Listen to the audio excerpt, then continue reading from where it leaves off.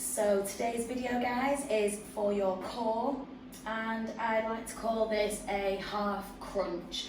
It's called a curl up in Pilates. So what I'm going to do, I'm going to show you a few variations of this movement.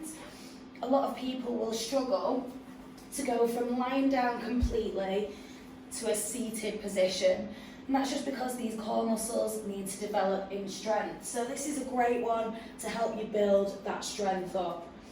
So your arm's going to be down by the sides. And we're going to take a nice deep breath. We're going to draw the spine down into the mat. So naturally your spine will sit slightly bent. I want you to draw your spine down into the mat. You'll immediately feel that these abdominal muscles have to engage. Bring the hands and pop them on your thighs. And what we're going to do, we're going to reach up towards those knees, but in a very slow and controlled movement. So I want you to take a nice deep breath in and reach for those knees. Then as you breathe out, roll down. Inhale and reach up. And then as you exhale, roll down. This is a nice simple movement. You can lift up as far as you feel comfortable to, but you want to lift up from the shoulders, vertebrae by vertebrae, slowly rolling back down into the mat. Once you can do this movement quite comfortably and quite confidently, you move up to the next stage.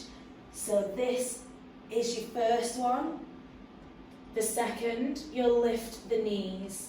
The hands go to the sides of the knees, and again the same movement, so lifting from the shoulders, vertebrae by vertebrae, peeling the spine off the mat and reaching towards the ankles.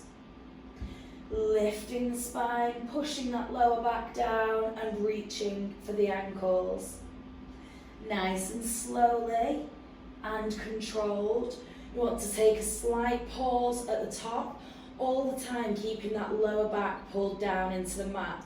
If you feel that this is happening, where your lower back lifts and your butt drops away, you need to slightly draw the hips down into the ground and engage back into the core. Reaching and back down. Reach and back down. Now for you hardcore people that might be able to go a little bit more intense of a movement, the toes go up to the ceiling, hands on the knees, and this time we're sliding up the shins and back down. Again, keeping that lower back down into the mat, sliding up the shins and back down. Slide and down, and then rest the heels. So this is a really tough one for that core. You're going to start to really feel the burn after around 5 to 7 reps. You want to try and go for about 10 repetitions. Don't try to go for the more intense movement until you know that you've nailed that first version. That was 3 different versions I did there for you. Make sure that you build it up nice and slowly. If you are doing too much on the core, then you're going to feel it in the lower back. So that means you need to drop it down a level.